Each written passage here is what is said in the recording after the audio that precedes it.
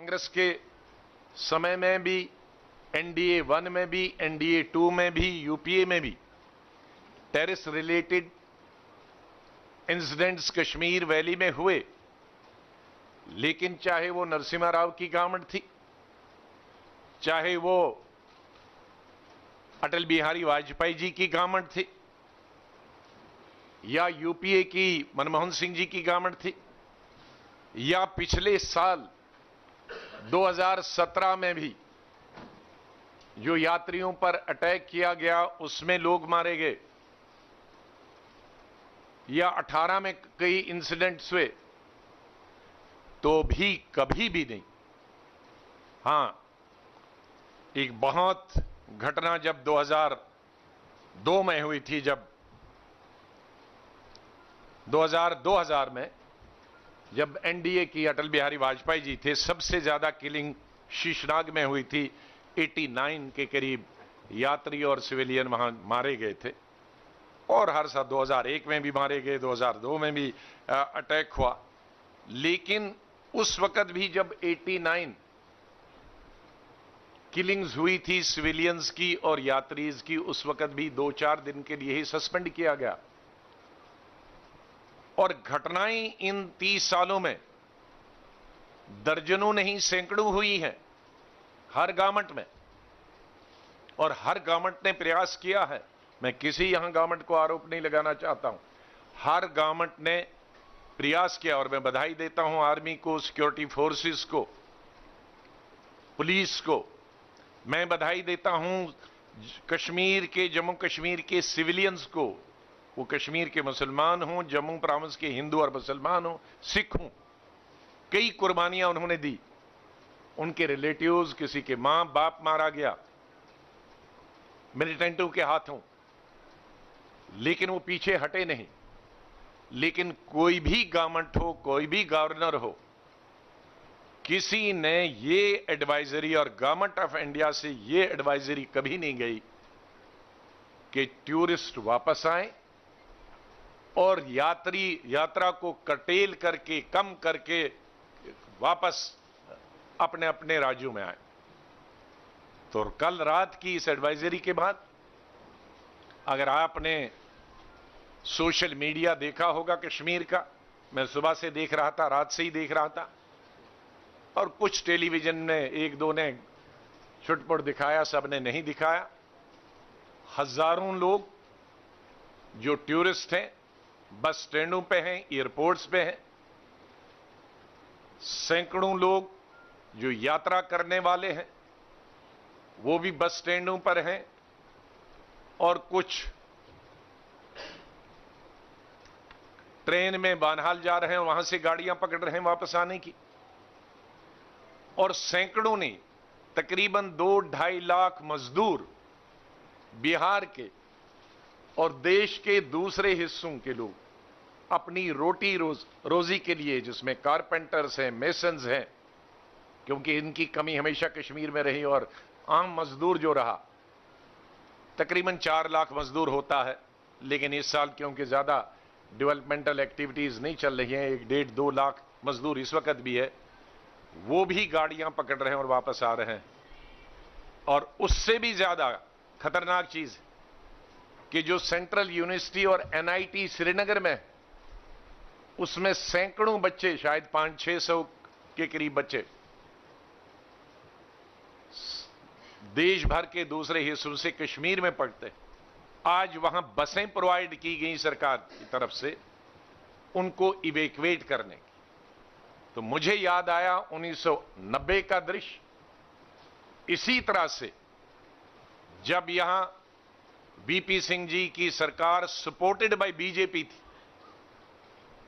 और उस वक्त के चीफ मिनिस्टर फारूक अब्दुल्ला की मर्जी के खिलाफ बीजेपी ने जगमोहन को भेजा था, और फारूक अब्दुल्ला ने यह उस वक्त कहा कि आप हमारी मर्जी और हमारी मर्जी के खिलाफ गवर्नर भेज रहे हैं, और अगर आपने ऐसा किया तो मैं इस्तीफा दूंगा। लेकिन भारतीय जनता पार्टी ने उस वक्त वीपी सिंह पर दबाव डाला और जगमोहन जी को भेजा, और फारूक अब्दुल्ला साहब के पास अभी 3 साल थे। फारूक अब्दुल्ला साहब ने प्रोटेस्ट में हमारी कोalition गवर्नमेंट थी, हमारे भी मंत्री थे कांग्रेस के, तो कांग्रेस नेशनल कॉन्फ्रेंस ने प्रोटेस्ट में इस्तीफा दिया और गवर्नर रूल हुआ। और हमारे कश्मीरी पंडितों को, जिसके लिए 30 साल से कांग्रेस को गालियां पड़ती हैं, ये उस वक्त की एनडीए गवर्नमेंट, एनडीए उस वक्त नाम नहीं था लेकिन supported by BJP VP Singh, उस वक्त के गवर्नर ने इसी तरह से बसें प्रोवाइड की थी, ट्रक प्रोवाइड किए थे और हजारों की तादाद में, लाखों की तादाद में कश्मीरी पंडितों को कश्मीर से जम्मू लाया गया था। और आज तक हमें कश्मीर की तारीख पर और कश्मीर पर एक कलंक लगा है कि हमारे कश्मीरी भाई और बहनें, कश्मीरी पंडित भाई और बहनें उस वक्त निकले वहां से और आज तक वापस नहीं गए। और आज वो दो द्राड़ बनी है नफरत की दोनों समुदायों के बीच में, उसके पीछे भी यही। आज फिर वही 30 साल के बाद भारतीय जनता पार्टी ये बहं और नफरत पैदा कर रही है कि जैसे कोई कश्मीर में बहुत सब आउटसाइडर्स को मारा जा रहा है।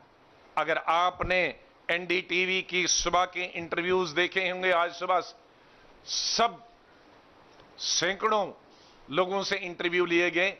हर यात्री ने और हर टूरिस्ट ने, गुजरात के यात्रियों ने कहा कि हम यात्रा करने के लिए आए थे लेकिन हमको सरकार कहती है कि हम यहां से भागो, लेकिन कश्मीरी मुसलमान कहते हैं हम आपके साथ मरेंगे लेकिन आपको जाने नहीं देंगे और आप हमारे पास रहिए।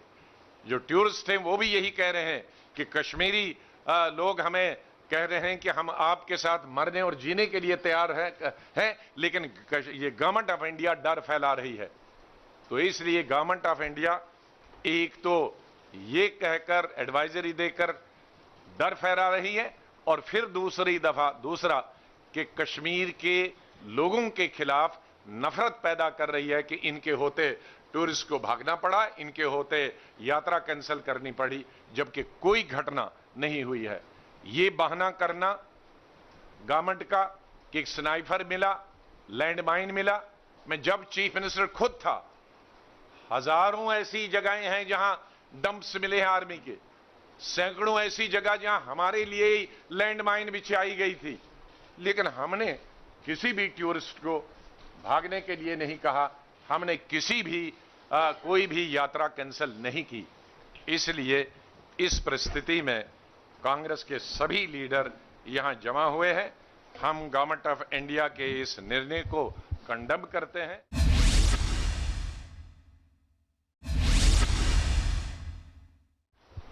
जम्मू कश्मीर रियासत के हालात पर गौर करने के लिए जो कांग्रेस की पॉलिसी प्लानिंग ग्रुप है, जिसमें तमाम नेता जो यहाँ मौजूद हैं उन्होंने कल शिरकत की।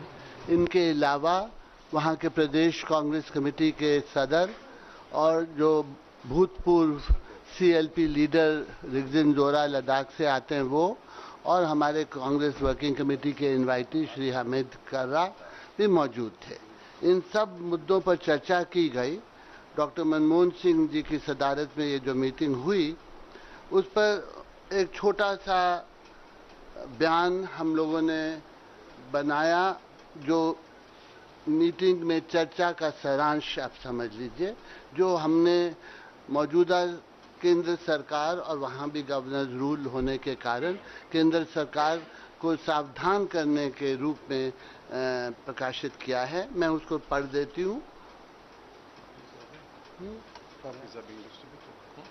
I don't think so.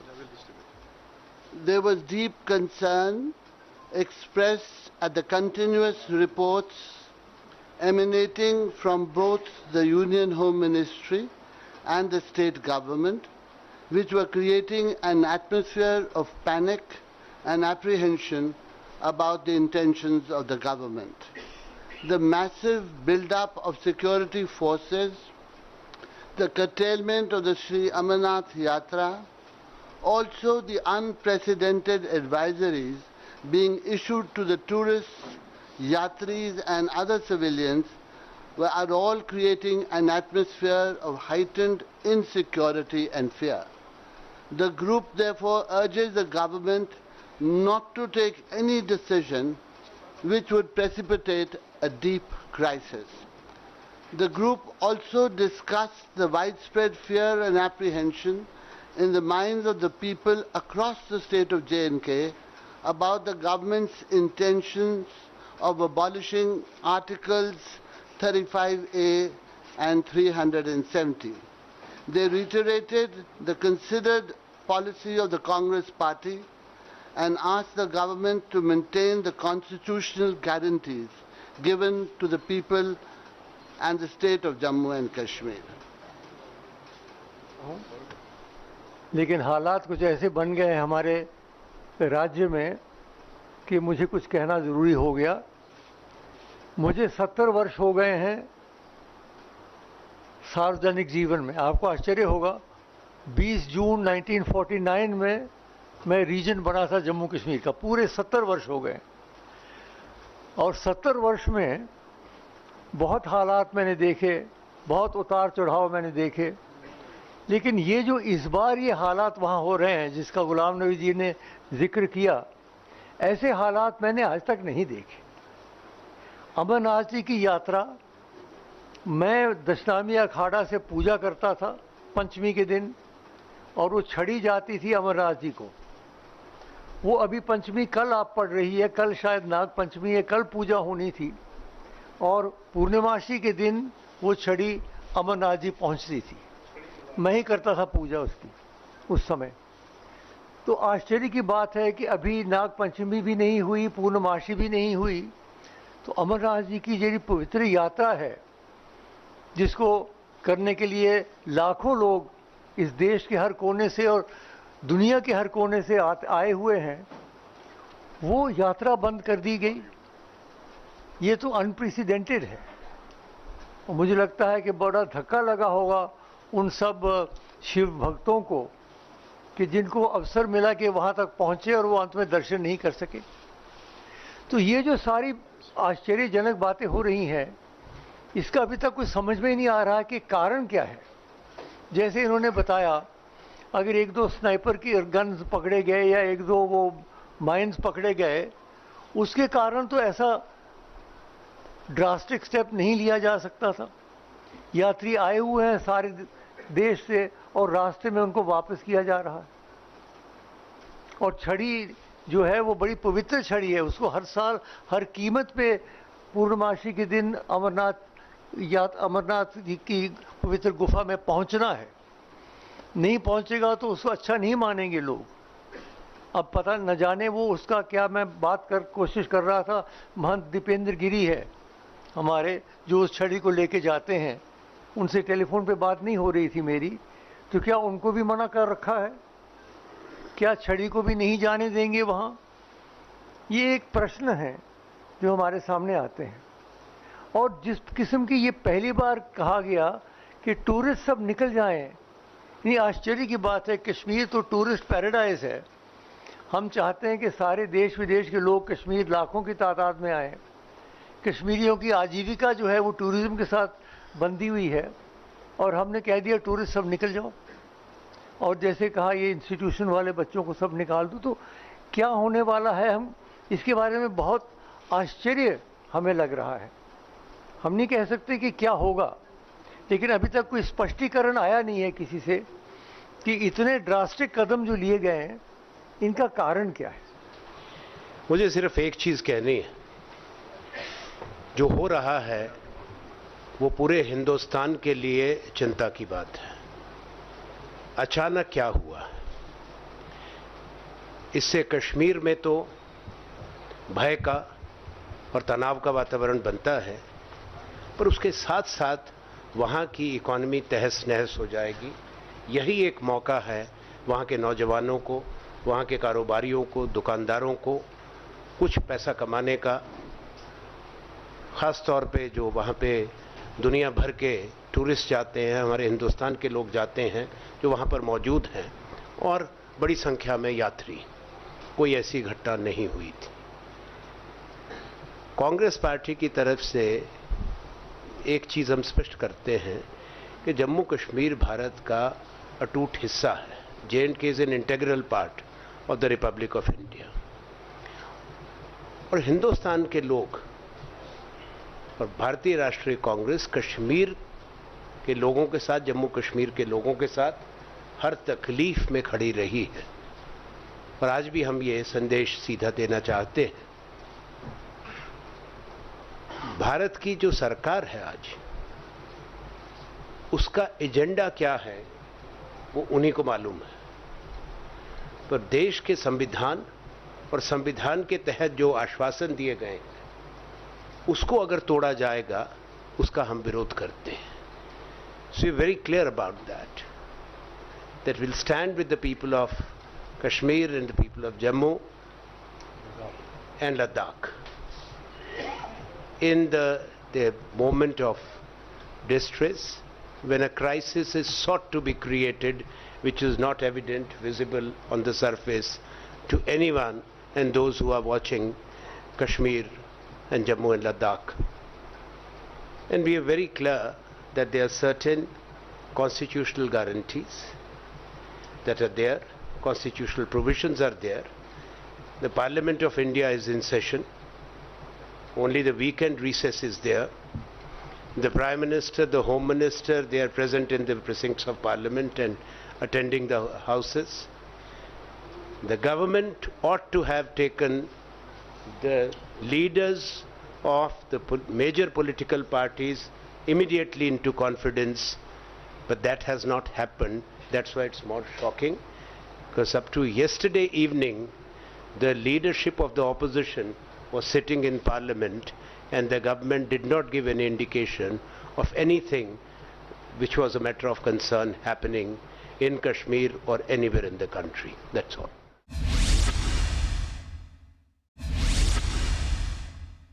अपना नोट यहां छोड़ा, उसमें उन्होंने 35A और 370 डॉक्टर करण सिंह जी, और मेरे ख्याल में डॉक्टर करण सिंह से कोई बड़ा ऑथेंटिक स्टेटमेंट नहीं आ सकता है जो कई पेजेस पर है, जो उन्होंने स्टेटमेंट दिया है, राइट अप लिखा है दोनों चीजों पर।